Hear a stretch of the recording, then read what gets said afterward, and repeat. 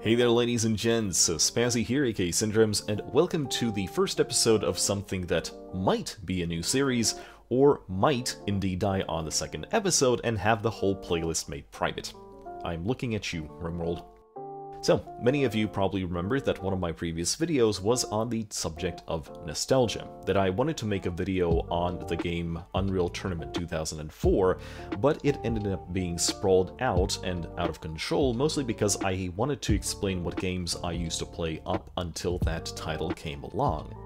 Now, that video itself, at this point in time, is permanently shelved, because in its sprawled out state, it took up more than an hour and a half worth of narration, which, let us face it, is a bit too long for what is essentially a personal video.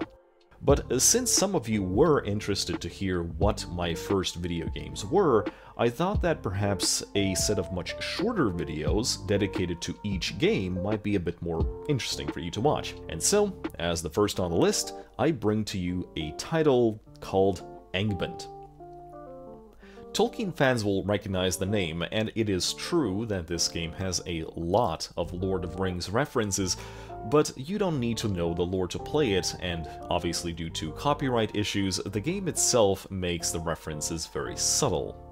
You know, apart from the name. zAngband really is a tough choice for the first episode on the series, simply because it is not and has never been a graphically stimulating game. So as a video, it's not really all that interesting to watch when it comes to gameplay. All it is a top-down, turn-based sort of dungeon crawler, and as with most roguelike games of this kind, it all comes down to basically inventory management and understanding that as long as you take your time to build your character and equip it the correct way, as in not dumping all of your gold into the best armor and weapons, but rather putting some of it aside for, say, teleportation scrolls to get out of danger, that you will be just fine. You have plenty of races here, you have plenty of equipment to deal with obstacles and enemies, you have melee, you have range weapons, you have magic items of the offensive, defensive, and utility kind. Your stats are always changing due to the items you come across or from the monsters that take a chunk out of you.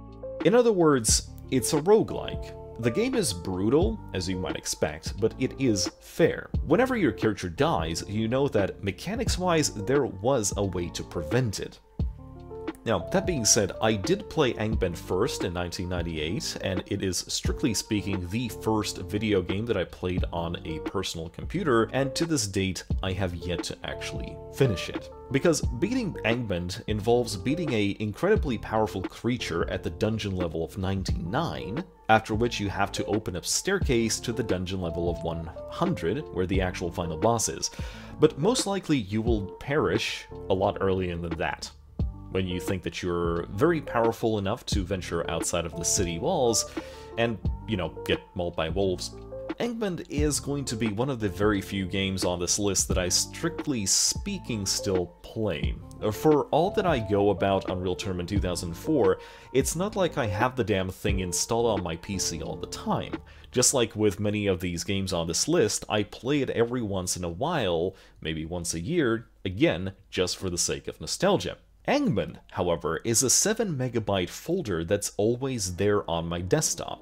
It's not a game that you play for hours, and it's nothing that I would call, say, intricate, or, you know, there's nothing about story to it, but its mechanics make it fun, and as long as you figure out the controls, it's simple enough to play.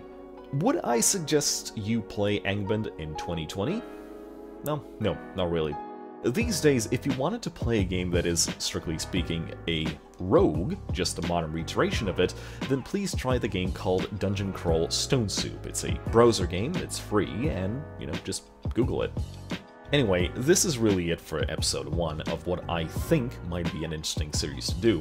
zAngband exists on this list simply as the first PC game I ever played, even if it doesn't really make for a good video.